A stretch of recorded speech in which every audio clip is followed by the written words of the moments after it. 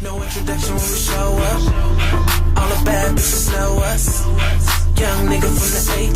Your girl gon' let me fuck on the first date. And I ain't trippin' on you niggas. Put this flavor in your ear and start drippin' on you niggas. And I ain't trippin' on you niggas. Put this flavor in your ear and start drippin' on you niggas. Man, what's going on, family? Welcome to another episode of the Tariq Nasheed Radio Show. And I am your gracious host, Mr. Tariq Nasheed, broadcasting live out here in Floss, Scandalous, California. And I'm ready to chop up good game with the family. Today's show is brought to you by a new series that's in development called Outbreak Zero. Now, this is a series that's set in a post-apocalyptic America where black people become the new ruling majority in the wake of a viral epidemic. It's real deep. And they're having a crowdfunding campaign at Indiegogo, and you can go to outbreaktv.com/donate to contribute to that. That's outbreaktv.com/donate. And also today's show is brought to you by HiddenColorsFilm.com. That's where you can get the best-selling documentary series, Hidden Colors 1, 2, and 3. Black History Month is coming up, family. So you know you need to get that Hidden Colors 1, 2, and 3 in your life and share that with people who need that ism. Now, we're going to take some phone calls on today's show. The phone number is 818-850-5404. And we're going to take a very quick commercial break, ladies and gentlemen. And when we come back, we will get some of those calls right here on the Tariq Nasheed Radio Show. The book, Marginalizing White Supremacy, is available now. You know, it appears that since the first election of Barack Obama, the old days and the old ways of white supremacy has reemerged and is wreaking havoc to black lives every day and in every way. So it's very important that we understand the ins and outs of white supremacy. So pick up the brand new book, Marginalizing White Supremacy, a philosophical call to action post the Obama presidency. And you can get this book at Amazon.com, you can get it at Kindle, and you can get it at Lulu.com. You can also get it at BarnesandNoble.com. Again, that book is Marginalizing White Supremacy. If you want to get some real fly art, and I mean real fly art, you need to check out ArtByRico.com. Now, ArtByRico.com, they offer a variety of original or printed jazz art for any budget and for any occasion, and they ship nationwide. I have some of the art myself in my home, and it's fly. I can vouch for that. Go to artbyrico.com. That's ArtByRicco.com to get up on this fly art. You are now tuning in to the King of Game, Tariq Nasheed on Tariq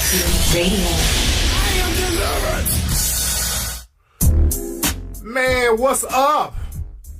We are back with the Tariq Nasheed Radio Show, family. Glad to have y'all tuning in. Now, we're going to get some calls right about now. And don't forget, like I said, go to HiddenColorsFilm.com to get Hidden Colors 1, 2, and 3. Get up on that game. And let's see who we got on the phone before I get into my game today. Let's see who we got on the phone. Come on, phone line. What's up? Who's calling? Hello, good night. This is Kevin calling from Boston. Hey, Kevin from Boston. How you doing, Bomba Clyde? How you doing, brother? Not too bad, man. Not too bad. What's on your mind? Yeah, I'm just calling to ask a quick question. Like, being like black guys, is the odds against us like getting white girls, is it like a bit harder for like this race? Is it harder for you to get a white girl? No, cause I came from Jamaica, and like when I step to these chicks, they're like, you know, you're cool and all, but my family don't call me dating like black guys. So I'm like, in America, is the odds against black guy like more difficult of getting with a white chick? So is it more difficult getting with a black girl? I'm trying to understand. No, a white chick for a black guy. Okay. Is it more difficult to get with a white girl for a black guy? Yeah, because I said to a few chicks since coming from Jamaica, and they're like, you're cool and all, but my parents don't allow me to date like black guys. All right, well, charge them to the game, dude. My thing is this. Stop. We got to get off this thing where we are openly pursuing white people to date. I really want brothers to get off that shit. And sisters, too. We got a very bad habit. I think next week I might do a whole show on that. But we have a real bad habit of pursuing specific races of people and getting turned down by them as if they're some type of badge of honor. And we got to get off that nonsense, brother. Because, look, it's easy to get them. That's why I did the interracial dating show. I didn't do that to put any group on a pedestal. I just did it to show how easy it is to get at certain people, because cultural barriers, it's just, it is what it is. It's nothing to get over. But you just got to understand certain cultural barriers. But when it gets into this thing where it's almost like a worshiping of people in the white dominant society that black men and women get into, that's something that we're going to have to cut out, because that's why we keep getting subjugated by systematic white supremacy. Because instead of challenging white supremacy, y'all niggas are sitting up here low-key idolizing these people in the dominant society, and you're not going to empower yourself doing that. That makes sense? True. Hey, thanks, man. Thanks for the work you've been doing. I appreciate it. All right, brother. Get you some jerk chicken and go find your sister, brother. Holla. All right, peace. Yeah. Lord.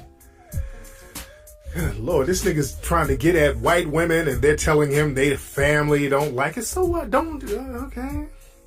Who are they to get with? All right. I'm not to shit on anybody. But y'all stop this white worshiping bullshit, man. That shit is tired. Black men and women. And again, I think I might do a whole show on that next week. I just saw that movie, Dear White People.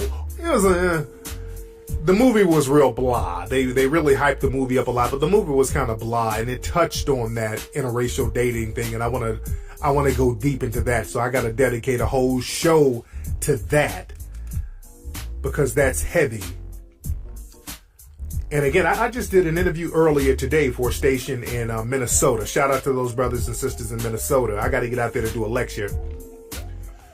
And we're talking about that interracial dating and the psychological mindset that black people have when we engage or pursue specific interracial relationships. It's a real deep psychological phenomenon that happens with us.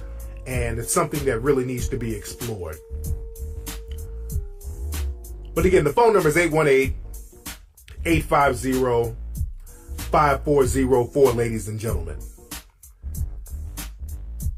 And again, when we do the next Hidden Colors, we're going to touch on that a little bit too, because we haven't talked about that in the Hidden Colors series, I don't think. We haven't gone deep into that. And again, it's very hard to challenge something that you're desperately pursuing. What's up? Who's calling? Uncle Flex, it's your nephew, Rasta Keys. I'm just calling to give you much respect and props because of you. Listening to you 6 years ago, it's just really changed my life. It's progressing as a man. Helped me help take care of my family. I slip up here and there. Yes, indeed. I don't have it all together, but I just have to big you up. I always spread Hidden Colors to the friends and family, and I just want you to take me out of here. Like, get out of here, you damn nigga. Yes, I love you, Uncle Flex. You the best, man. Much respect, brother. Hold on. Get out of here, you damn nigga! There you go. All right, be blessed. There you go. Man, much respect. Well, let's get into some game, because I'll be here all night chopping it up. You know, I want to talk about this video, and I played it on the Ustream show this past Sunday with this news reporter in Memphis doing an interview with this lady who was a daycare center director. And I touched on it this Sunday, but I want to go a little bit deeper tonight about it. And I want to play some more of the clip, because a lot of places on the internet, the clip has been taken down. The news channel or the station or the affiliate or whatever, they've been getting the video taken down. So I'm going to at least have the audio available here in archive so people can get that if they need to get that. But let me explain what happened. And this goes into today's topic, which is having logic over emotion. And this is a test, and this is a case study for melanoid people to observe, because we got to learn how to have our logic game popping so that we don't get caught up in emotional bullshit. And this video is a great lesson, because what it is, the black lady who owns, I don't know if she owns the daycare, but I know she's the director, so she might be the owner of the daycare center. What happened, the cops were chasing a person who they suspected of being a drug dealer. They were tracing a black man. He went to the daycare center. knocked on the door, and I think he said he had to use the restroom, so he kind of pushed his way inside. And the women at the daycare center, they got him out of there, and the man was arrested. And now the reporter, there's a white news reporter at this Fox affiliate station in Memphis, interviewing the sister, the director of the daycare center, and he's talking real slick. He's kind of being belligerent. He's kind of being disrespectful with his questions. The questions are almost badgering the sister, and he keeps trying to implicate the daycare center in the crime, so to speak. He keeps trying to badger her into answering why she would let this criminal in, and he kept trying to bait her to lose her cool. And this sister was cool and smooth, had her mouthpiece crisp throughout the whole interview. And this is something that black folks need to learn and take heed of, because when you deal with white supremacists and suspected white supremacists, they are masters of instigating confrontations and then going into victim mode. They love to instigate little emotional outbursts from black people, and when you respond to them with emotion or aggression, the white supremacists go right into victim mode. That's one of their little tactics, but this time it didn't work. And the great thing is, in this video, it was live, and that's another thing. When you're debating or having a conversation with a suspected white supremacist, usually they control the narrative because they control the media. They can slice and chop and add in and bring in coons and do everything they need to do to slant the story on their side or slant the narrative the way they want it to be slanted. But this was on live TV, which put the white supremacists at a disadvantage. When you're going toe-to-toe with white supremacists and everything is live, they are at a disadvantage because now they can't use their system of racial manipulation to slant the story. That's why a lot of white supremacists don't like to call up to my show. Very few do get brave and call up, but they don't like to call up the show. They like to just kind of troll the internet anonymously, posting in links and rhetoric from white supremacist websites. That's their little shtick. But this was live, and the sister got in, and the sister was real cool, and she made this guy look like an idiot. And that kind of made him a little huffy. Now, if you can find the video and see it, that's great, because you can see this guy's expression. And he was getting frustrated because he wasn't getting her in an emotional, frustrated state. So let me play the video, and I'm going to go in and out of the video and pause it periodically. I'm not going to try to do that too much, but I really want you to peep the game that was going on with this sister. Here it is. They are. Terry Oliver's here with us, Ernie, and she's going to help us understand what exactly happened. How did this guy get in, Terry? Actually, our door was locked, and we keep it locked every day. He came to the door and knocked on the door and rang the doorbell, and we came to the door and said, "How can I help you?" And he kind of pushed his way in, and we said, "How can I help you?" And he said, "I need to use the restroom." Was he using the intercom at that point? You asked. So you opened the door for this stranger. See, watch that. That reporter's trying to be slick. You open the door for that stranger. Well, we opened the door for a person who could have been patronizing our business. Okay. Because we're servicing 82 students. We don't know every parent, every grandparent, every mother, every father. So we opened the door and said, "How may I help you?" It is a viable business. And so most businesses open doors and ask questions. How can I help you? Who made the call to let this guy in that they've never seen before? Again, see that? Now, he basically asked the same question in a different way, trying to be slick. Now, who made the call to let this person in that nobody had ever seen before? Now, she just answered the question. But again, that's a white supremacist tactic. You just keep asking the same question in a different way to get the person frustrated so they can lash out. Actually, this person who came to our center could potentially be a client. And so since we are a business, when a potential client, or all of our customers are strangers until we know them, we open the door and say, "How may I help you?" Because to you, it's a stranger. To us, it's a potential client. And the cameraman's a stranger today. So if he came to our door, our first question would be, how can I help you? Because it's a business. Does the intercom work? I mean, do you have the ability to say, how can I help you from the outside, and then question and screen the person before you actually let them in?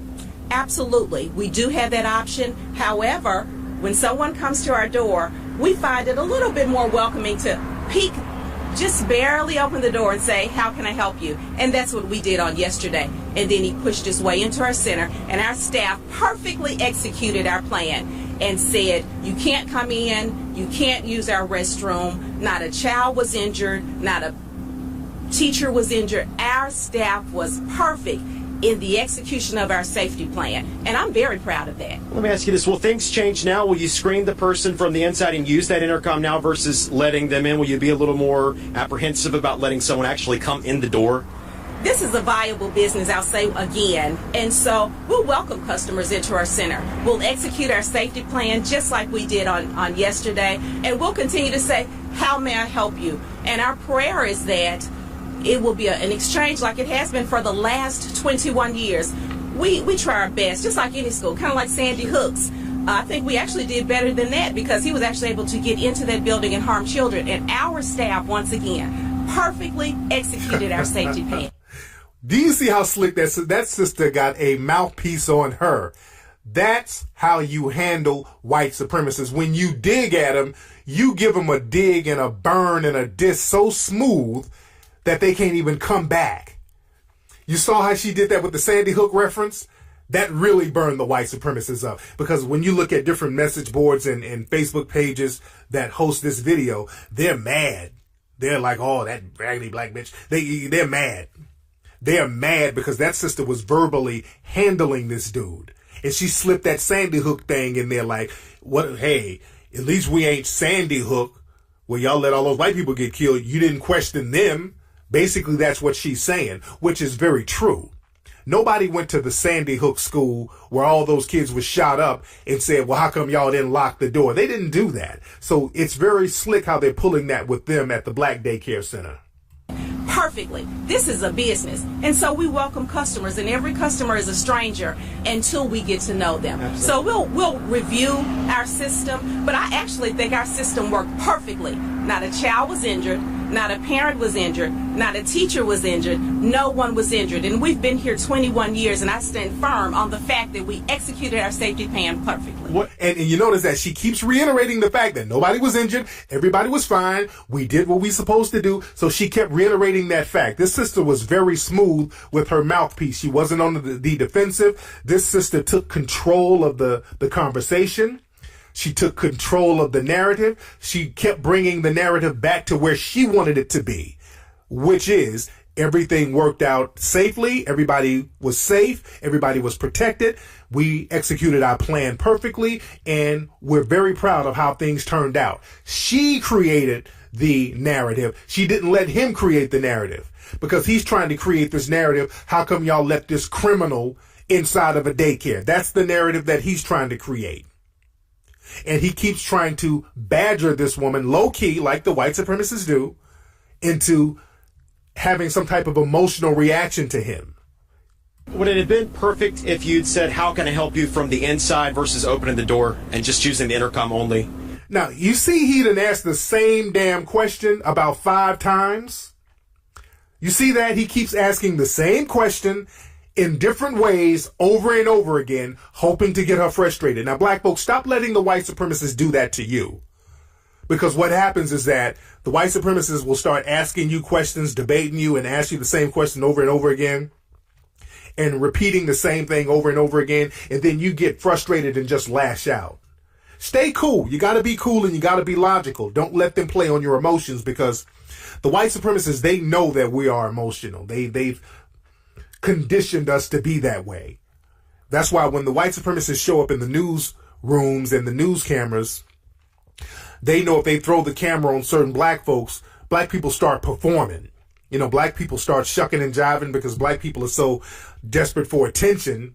Black people get to buck dancing and tap dancing, and then they look for the next sweet brown that, oh God, there's a fire. They love that. Hide your kids, hide your wife. They love moments like that. They love that. They love niggerish moments. So when you get a moment like this, when you put the camera to a sister's face and she's spitting circles around you, oh, they don't like that. And extending to them and being welcoming that way versus opening the door. I think that could have possibly been another news story, or something with the Better Business Bureau. We're coming into your business or asking to come into your business and to see your business and say, hi, how can I help you? We want to know about your business, and we're talking to them through a door. I'm not sure if that's best business practice, but what I do know is best business practice is to have a safety plan in place. We had it in place. To execute a safety plan, it was executed. To keep all of the children safe in our buildings, they were. To make sure that no adult was injured and no adult or child was. Smart. So business is business. This is a viable business for the last 21 years. And I wish y'all could see the look on this dude's face. The look on his face is like, if I had a Klan robe, I would lynch this Negro woman. The look on his face is priceless. Every child was safe. Last question for you. What do you say to the parents who say, this just isn't good enough? I would have preferred to have talked to the person through the door, through the intercom, versus opening the door. Again, he's saying the same shit. He's saying the same thing over and over again. This woman has answered the same question like 5 or 6 times. It's not the answer he wants. So now he's going to try to badger an emotional response. Well, like I said again, that's something that we can consider. We have a very viable parent organization, a PTA. And so I'm expecting those parents to come in and have dialogue with me on how we can make sure that something like this doesn't happen again, that a person gets into our building. But I'm sure that they're pleased. I know they are because I spoke with every one of them myself, that no child was injured.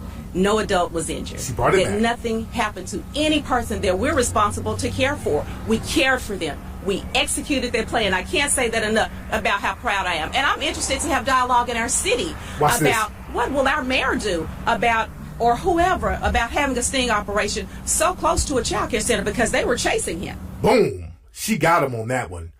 Why were they having a sting next to the daycare center, which is the real question? Why are they having a damn undercover police sting by a daycare center? Because they're the ones who chased him in there. That sister has a crisp mouthpiece. She didn't get emotional. She whooped their asses with logic. That's how you do it. So close to a school. And so those are the types of things I'd love to see our city not only have dialogue with child care centers about, but about with our city in general. How are we going to address crime in our city? Because it's not a daycare issue. It's really a crime in our city issue. We executed our plan and executed it well. Thank you for speaking to us. We know you didn't have to. We appreciate you talking to us this morning. All right, Terrell, Phil.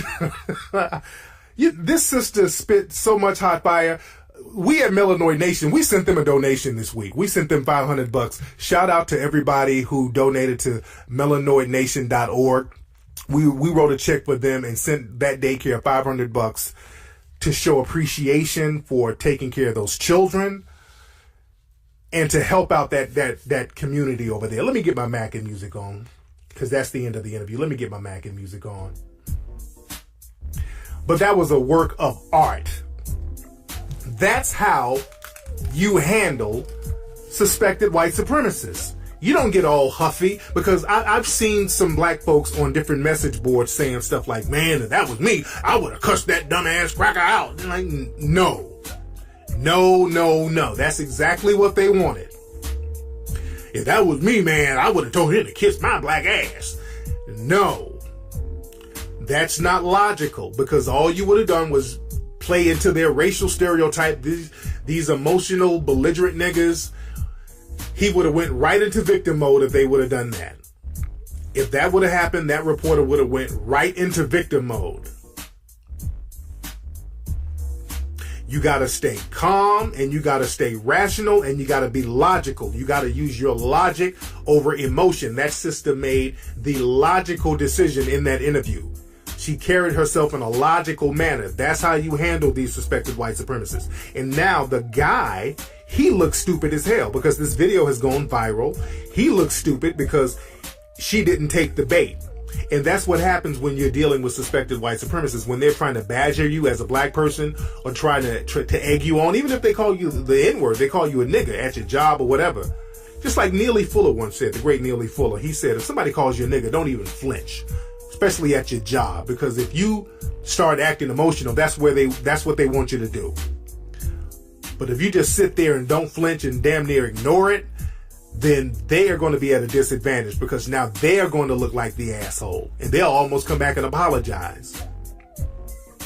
So you got to be the calm and rational one and not take that bait, because they want to lure you into an argument so you can lose your cool. You guys have heard me debate white supremacists on my show before.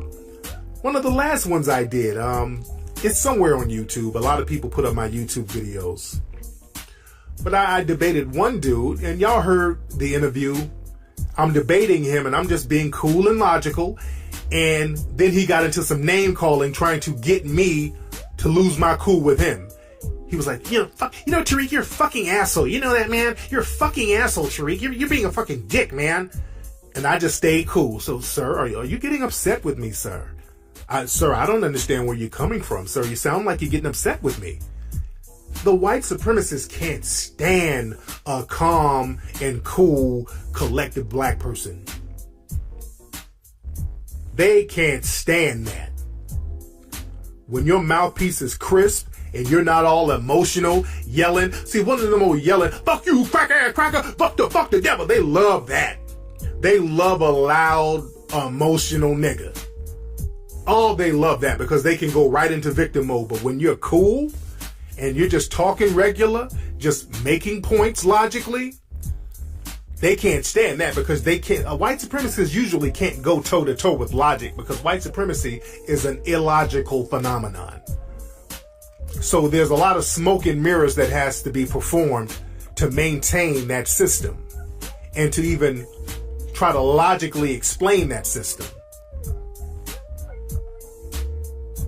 And let's be very clear with that reporter.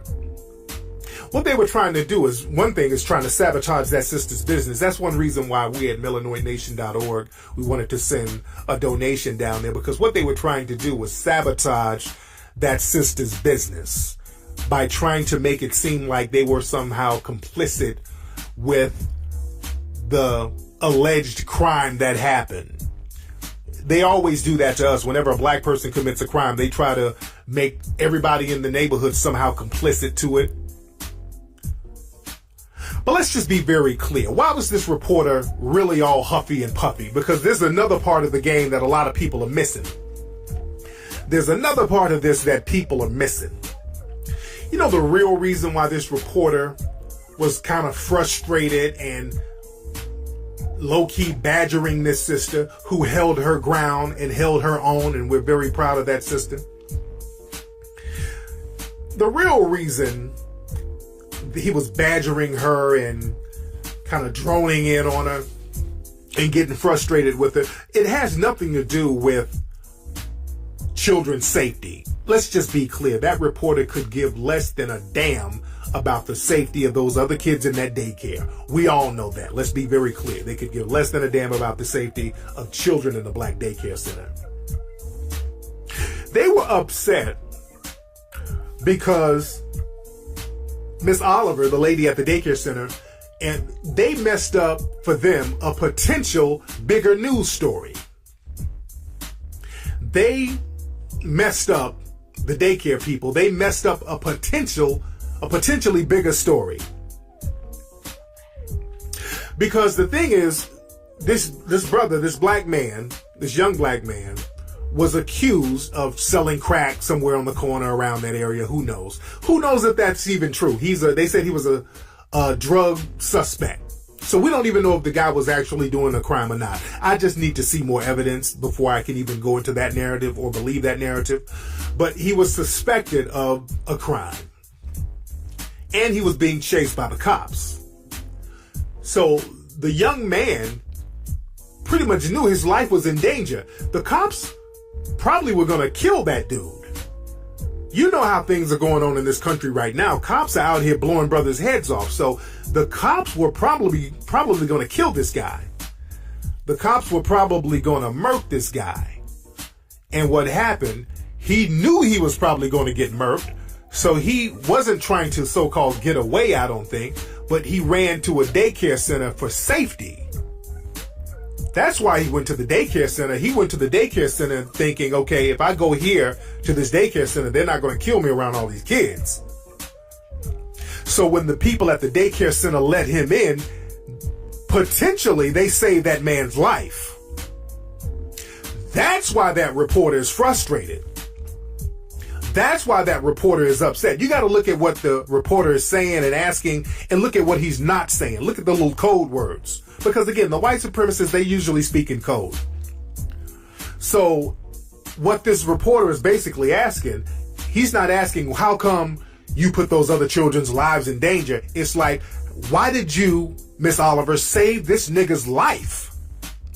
Why did you let that nigga in and save his life? He could have had his brains blown out and we could have had a great news story. I could have won an Emmy. I could have got an award. This could have been a great ratings news. How come you didn't let this nigga get killed? That's what it seemed like. They wanted some type of big finale with this situation, with this black man running from the police, knowing if we don't know if he did anything or not done anything. But the story could have been more tragic than what happened. What we do know is if that brother was going to get killed by the cops, which there's a possibility that he could have been, that sister at the daycare center saved that man's life. That's what these motherfuckers don't like. They don't want this whole community thing where we're saving each other or potentially saving each other. They want it to be open season on us. All the way open season. So none of this whole, you find sanctuary here and there. You found sanctuary at a daycare center. They don't want all that stuff. That's why they're trying to shame the daycare center and send out a message to shame any other people who try to harbor somebody who should be killed. Look at the big picture, man. Look at the big picture of this. That's why they're so frustrated. They're trying to send a message. If we're trying to have open season hunting on you niggers, don't y'all go out here harboring any of them. Don't go out here trying to save them now, because we're going to shame you and try to ruin your business. So this is why we don't fall for the okie doke, family. I'm glad that sister let that dude in. I don't think that there was no danger. I think the dude was going in that daycare center to save his life because he knew those cops were going to try to blow his head off. So again, we got to get a code of conduct. And I'm not saying, dudes, if you are doing crime, don't go out there doing no crime and don't do no crime around no kids. I'm not saying that at all. Don't be doing any kind of crime at all at this point. But if you are suspected of a crime, because we can guarantee that we won't commit a crime, but we cannot be guaranteed that we are going to not be suspected of a crime, that we won't be suspected of a crime. We don't know that. So we got to be in a position where we can help ourselves and help each other.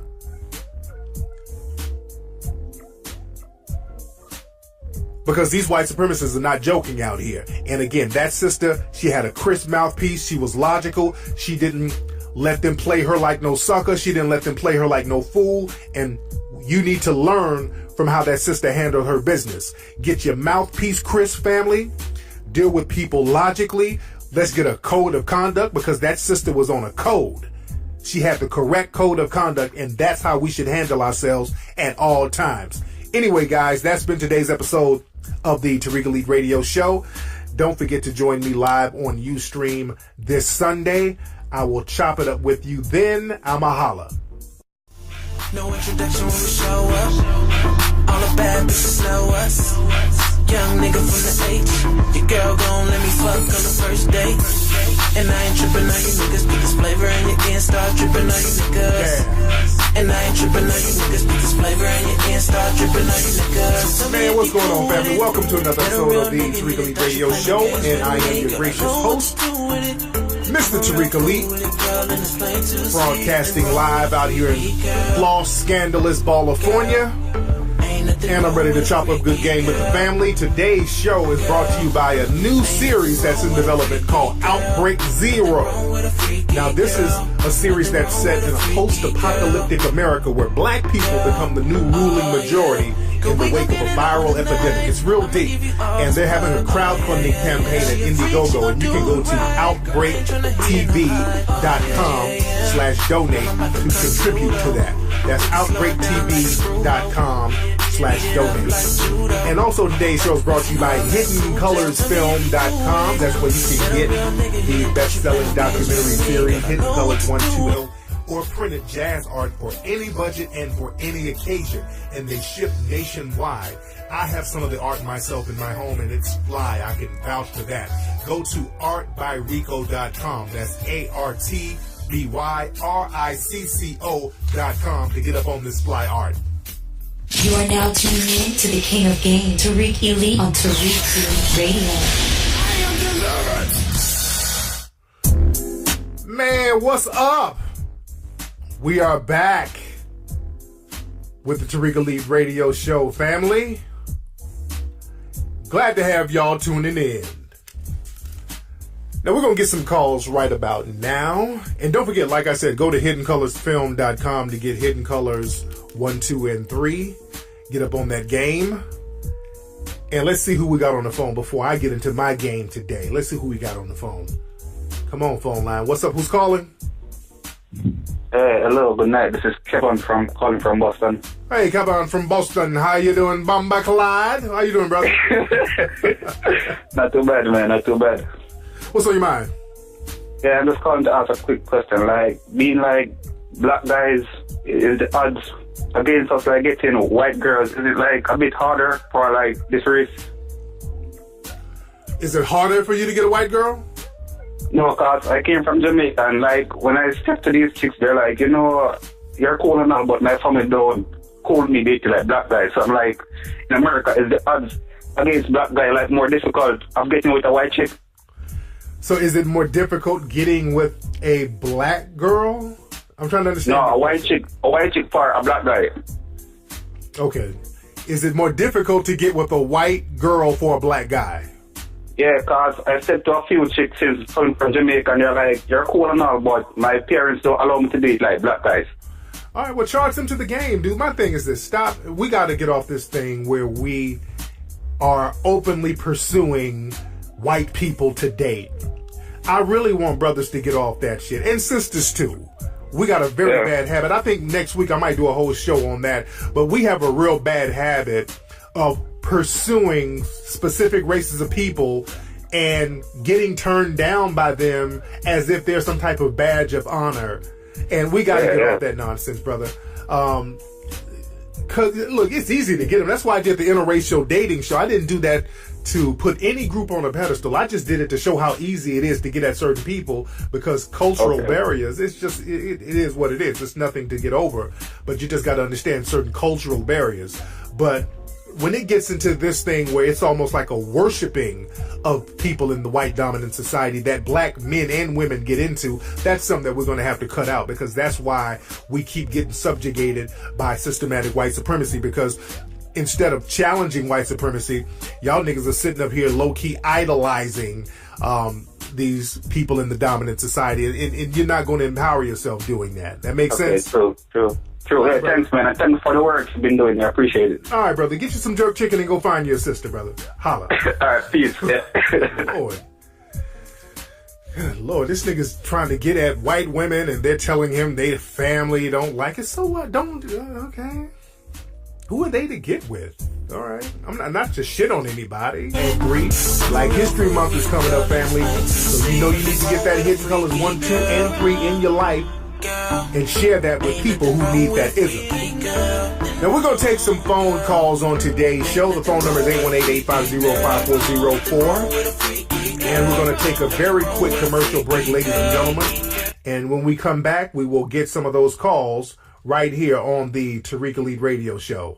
The book, Marginalizing White Supremacy, is available now. You know, it appears that since the first election of Barack Obama, the old days and the old ways of white supremacy has reemerged and is wreaking havoc to black lives every day and in every way. So it's very important that we understand the ins and outs of white supremacy. So pick up the brand new book, Marginalizing White Supremacy, a philosophical call to action post the Obama presidency. And you can get this book at Amazon.com, you can get it at Kindle, and you can get it at Lulu.com. You can also get it at BarnesandNoble.com. Again, that book is Marginalizing White Supremacy.